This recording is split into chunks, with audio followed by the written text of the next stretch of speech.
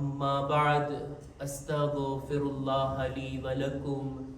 તમામ તારીફ અને હમદો સનાને લાયક ઈ પાક પરવરદિગાર છે કે જેણે આપણને ઇમામે હુસૈનના ચાહવાવાળા, માનવાવાળા અને એમનો ગમ મનાવવાવાળા કરાર દીધા।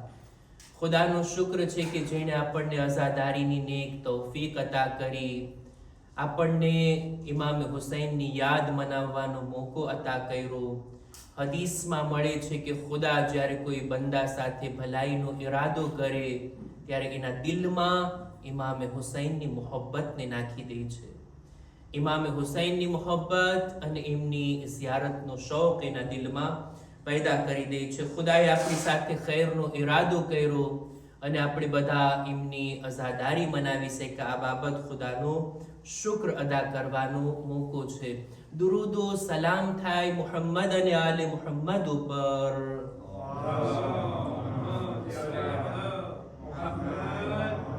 કે જેમની ખુશીમાં ખુશ રહેવું અને જેમના ગમમાં ગમગીન રહેવું એક શિયા તરીકે, એક મુહિબ અહલે બેત તરીકે આપણી જવાબદારી બને છે। ખુતબાની શરૂઆતમાં પોતાની જાતને અને ત્યારબાદ આપ તમામ મુમિનીનને તકવા, પરહેઝગારી, ગુનાહોથી બચવા, નેક અને દીનદાર બનવાની ભલામણ કરું છું। લાંબા સમયથી નહેજુલ બલાગા જ આપણા ખુતબે જુમાનો વિષય છે અને આ એક એવું પ્લેટફોર્મ છે કે જ્યાંથી આપણે આ મુકદ્દસ કિતાબ નહેજુલ બલાગાને ખુલ્લી રીતના બયાન કરી શકીએ છીએ। લાંબા લાંબા પત્રો, લાંબા લાંબા ખુતબાઓને આપણે ચર્ચામાં લઈ આવ્યા અને ચાહું છું આજે પણ નહેજુલ બલાગાનો એક લાંબો ખુતબો, નહેજુલ બલાગાનો એક લાંબો એવો ખુતબો કે જે ઘણા જ ઊંડા અર્થવાળો છે એની શરૂઆત કરું।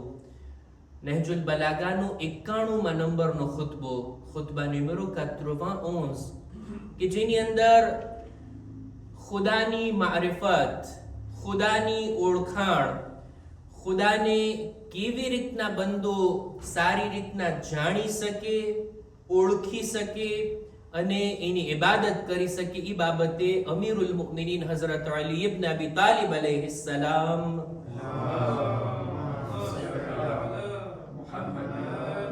જુદા જુદા અંદાજથી જુદી જુદી બાબતોને મૌલા બયાન કરે છે। આ ખુતબાનું નામ છે ખુતબે અશબાહ।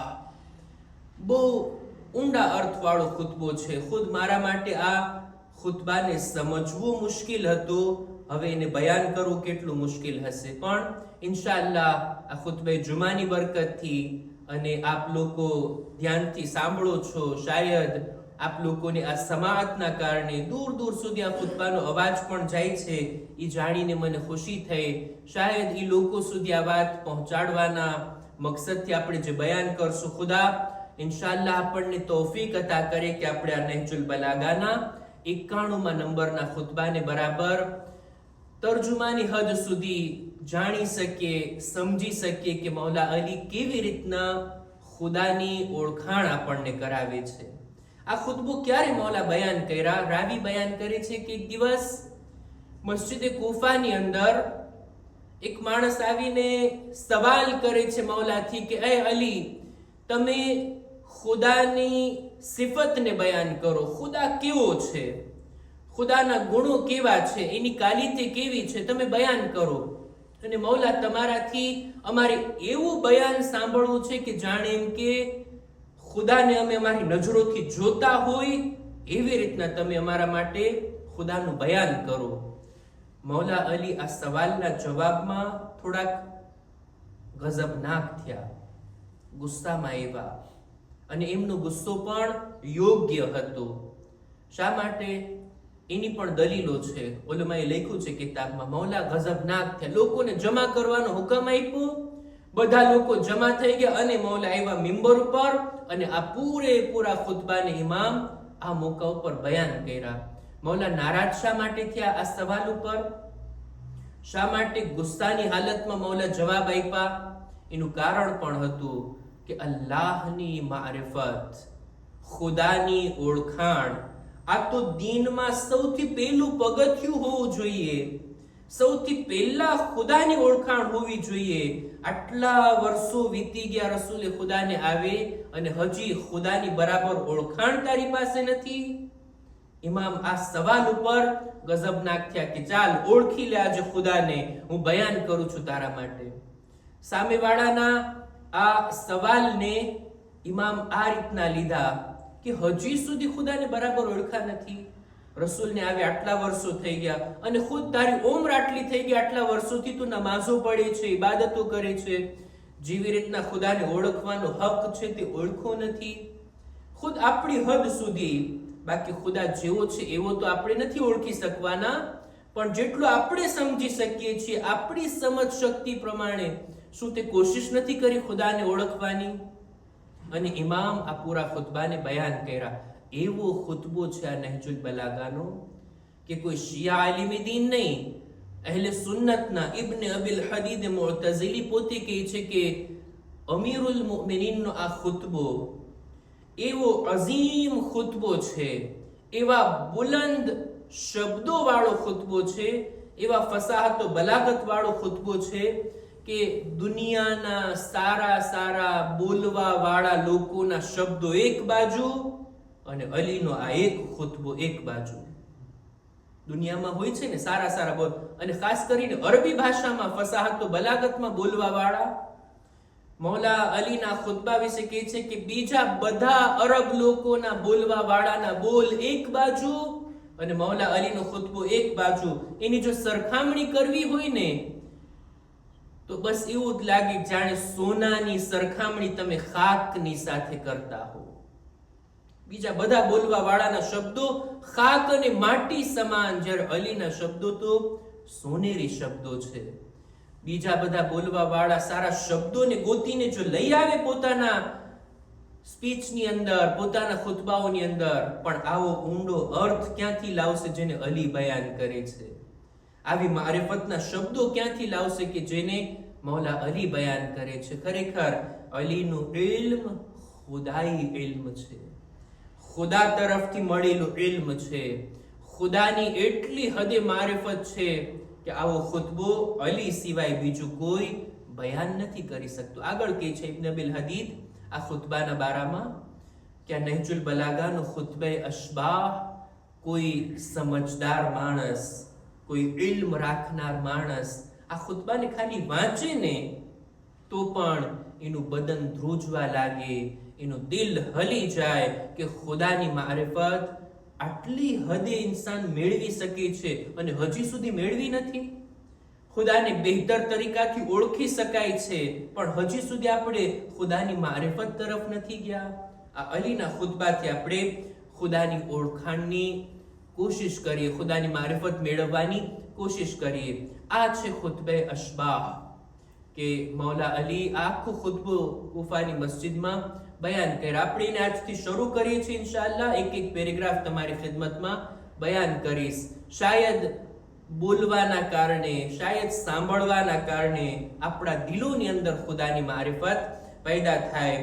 ખુદાના બારામાં ઇમામ અહીંયાથી શરૂઆત કરે છે કે અલ્હમ્દુલિલ્લાહિલ્લઝી લા યસિરુહુલ મનઉ વલ જુમૂદ વલા યુકદીહિલ ઇતાઉ વલ જૂદ. તમામ તારીફ એ ખુદા માટે છે કે જો એ આપવાનું છોડી દે, જો અતા કરવાનું અટકાવી દે તો એના ખજાનામાં કંઈ વધારો નથી થવાનો, અને જો એ ખુદા પોતાના ખજાનામાંથી આપવા લાગે, લોકોને અતા કરવા લાગે તો પણ એનો ખજાનો ક્યારેક ખૂટવાનો નથી, પૂરો નથી થવાનો.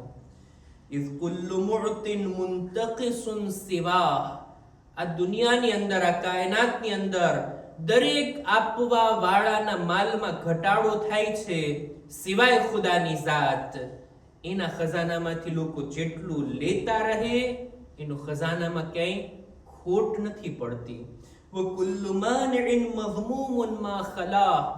કોઈ આપવાનું અટકાવી દઈને, અતા કરવાથી હાથને રોકી દઈને લોકો એની મજમ્મત કરશે કે આ કેમ છે છતાં નથી આપતો. પણ ખુદાની ઝાત માટે આવું ના કહી શકાય. ખુદા આપે છે તો પણ સામેવાળાની લાયકાતને જોઈને, અને ખુદા હાથને રોકે છે, ખુદા નથી આપતો ઈ પણ કઈ હિકમત અને મસલહતના કારણે નથી આપતો. નહીતર ખુદાની જાતમાં કોઈ જાતની કંજુસાઈ કે બુખ્લ જોવા નથી મળતું.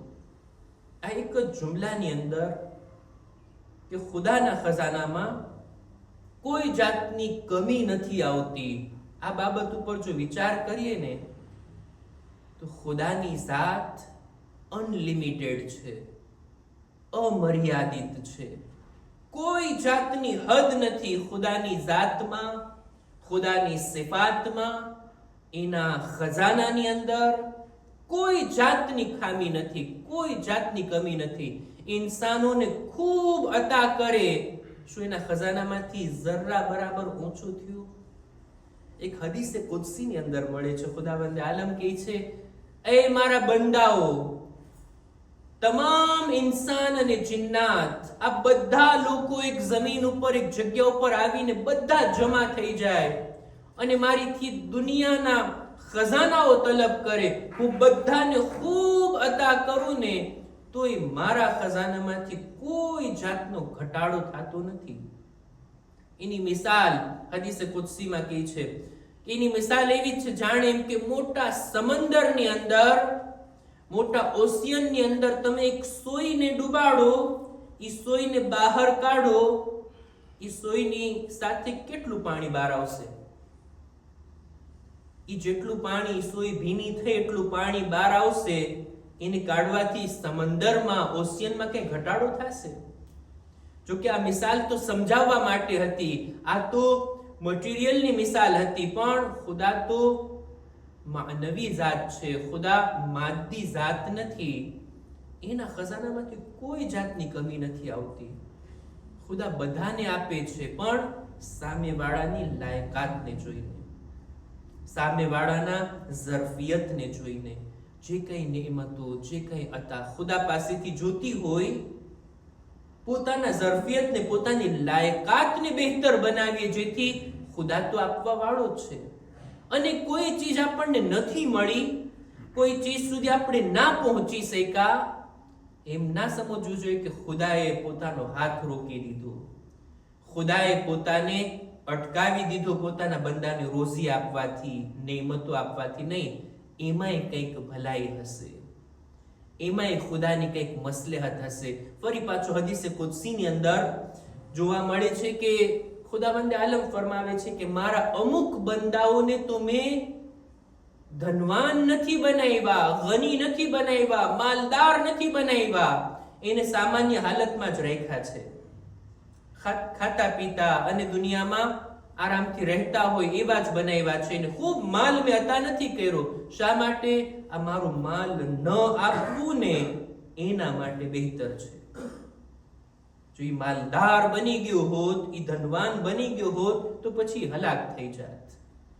એટલે જ ખુદાની નેમતો, ખુદાના ખજાના, ખુદાની અતા, ખુદાની બખ્શિશ, ખુદાનું આપવું અને ન આપવું, એની પાછળ પણ કેટલા રાઝ છુપાયેલા છે.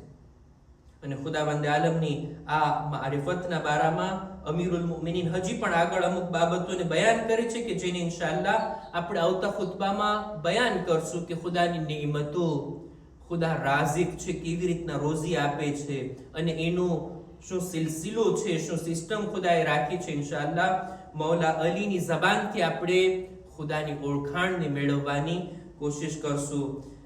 અહેકામ અને મસાઇલની અંદર ચાહું છું કે આજે નમાઝની અંદર એક એવો મસલો કે જેના તરફ આપણું ધ્યાન હોવું જોઈએ, તે છે મુવાલાત.